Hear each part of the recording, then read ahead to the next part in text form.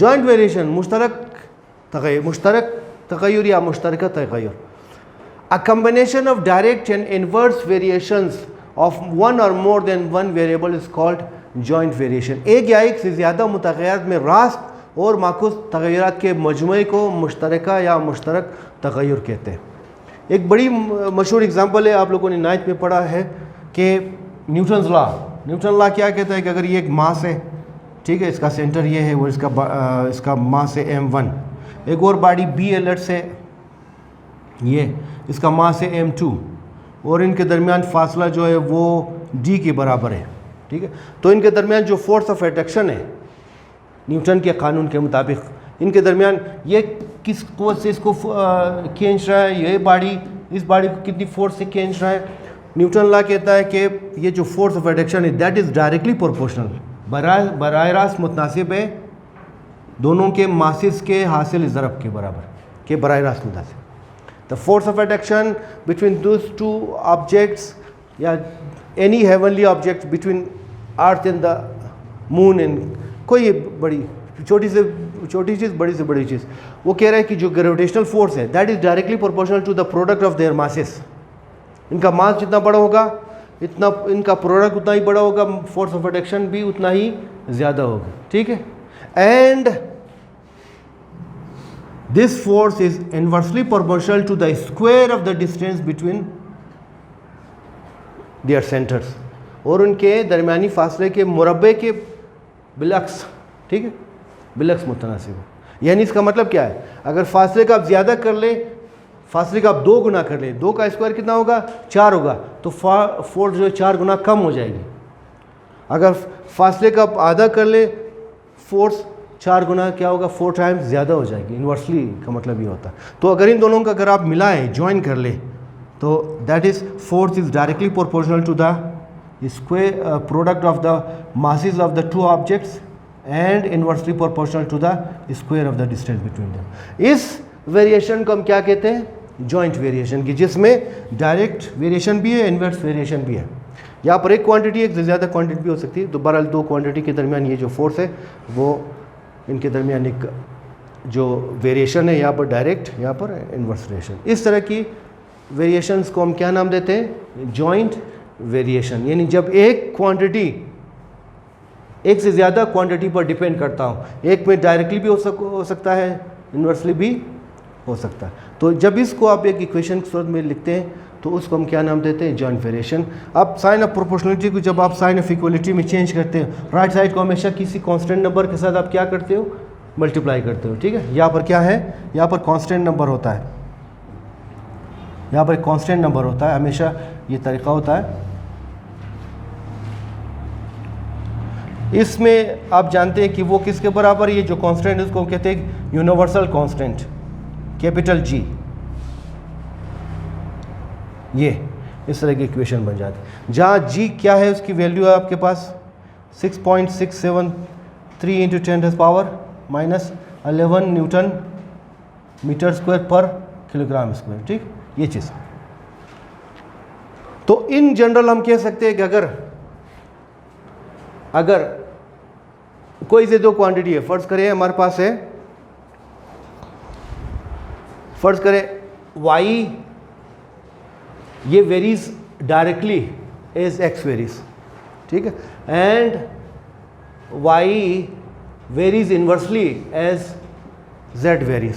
तो जब आप इन दोनों को कंबाइन करोगे, जब कंबाइन करोगे इसको मल्टीप्लाई करोगे, ये y varies directly x as varies and y varies inversely as z varies. तो साइन ऑफ प्रोपोर्शनलिटी को जब इक्वलिटी में चेंज करते हो, आप हमेशा इस साइड को कांस्टेंट के साथ मल्टीप्लाई करते हो, जिसको हम क्या नाम देते हैं, k। ये मशहूर ज़माने से पहले भी आप सिंगल वेरिएशन में आपने देखा था ना, वहीं पर कांस्टेंट को हम नाम देते हैं k। तो यहाँ पर भी हम इसको कांस्टेंट को k नाम देंगे। प्रोपोर्शनलिटी साइन को चेंज किया, k नाम दिया, तो ये x/z, ठीक है। पहले x, y, z की 3 वैल्यू दी जाएगी, उसको इन तीनों की वैल्यू की मदद से हम k को मालूम करेंगे, फिर उसके बाद 2 कीमतें दी जाएंगी, हम तीसरे को मालूम कर लेंगे, ठीक है। ये सवालात में हम देखेंगे फिर इसको।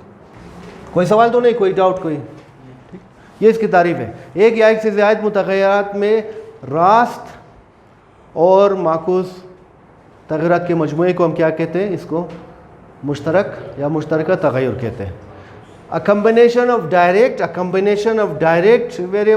variation in inverse variation is called, of more than one variable is called joint variation। इसमें आप देखें कितने वेरिएबल इन्वॉल्व है? 1 2 3 4 वेरिएबल इन्वॉल्व। वहाँ पर 3 या 3 से ज़्यादा भी हो सकता है जी। एक्सरसाइज 3.5। अब एक्सरसाइज की तरफ हम आते। Exercise 3.5 question number 1। गिवन क्या लिखा हुआ है? x varies as y square varies directly and inversely x varies inversely as z varies. फिर वो कहा है कि अगर ये 5 y 4 z 32, तो रिक्वायर्ड हमसे ये पूछा है कि अगर x को मालूम करना है, फाइंड x व्हेन y बराबर 7 z बराबर है 14 के। ये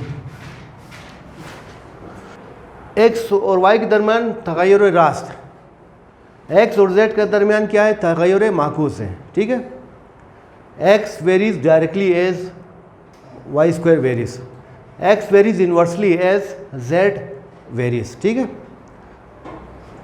तो यहाँ पर आप देख ले, इसको हम हल करेंगे। सारे सवाल एक ही मेथड से, इसी मेथड से आप होगा। एक सवाल को अच्छी तरह से आप समझे तो बाकी आप कर सकेंगे। वी हैव क्या कि x is directly proportional to y and x is inversely proportional to z। x is inversely proportional to z। ठीक, आप दोनों को कंबाइन करेंगे, इन दोनों को आप कंबाइन करेंगे तो क्या होगा? x is directly proportional to y square and inversely proportional to z। ये जब एंड कहते हैं तो इन दोनों का आप मल्टीप्लाई करोगे। ठीक है, या आप इनको लिखे 1/z या z y के नीचे, y स्क्वायर के नीचे लिखे, दोनों का मतलब वही मल्टीप्लिकेशन।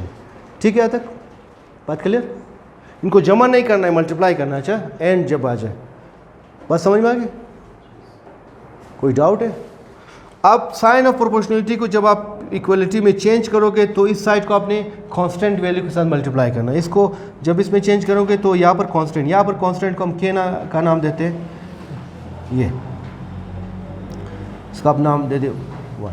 अब आप इसमें क्या करना है कि इसमें आपने पुट करना है, क्या पुट, दूसरा काम आपने करना है कि पुट x की वैल्यू, ये जो 3 वैल्यू दी गई है, 5, y की वैल्यू 4 और z की वैल्यू 32 इन 1, इसमें आप पुट कर ले।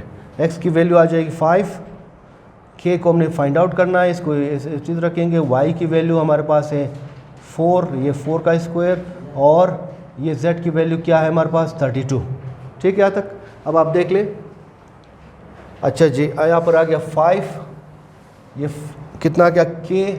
अच्छा, यहाँ पर k ये 4 का स्क्वायर है, 4 का स्क्वायर मीन्स 4 × 4 कितना हो जाएगा? या चलो 4 × 4 लिख लें जी, ये 32। ठीक है, अब आप इसको काटे, 4 कम 4 8 चौक 32, 4 कम 4 4 दूनी, तो क्या आ गया हमारे पास? 5 बराबर है k/2, या इसको आप इस तरह लिख सकते हैं k/2 बराबर है 5। जिस चीज़ को आपने मालूम करना है उसको लेफ्ट साइड में लाए, इसको इस तरह लिख लिया। तो यहाँ से k की वैल्यू आ गई क्या? 5 × 2 दैट इज इक्वल टू कितना? 10। अब इसको आप इक्वेशन नंबर 1 में पुट कर ले। देयरफॉर इक्वेशन 1 बिकम्स, इसको पुट करना है 1 में, तो क्या आ जाएगा?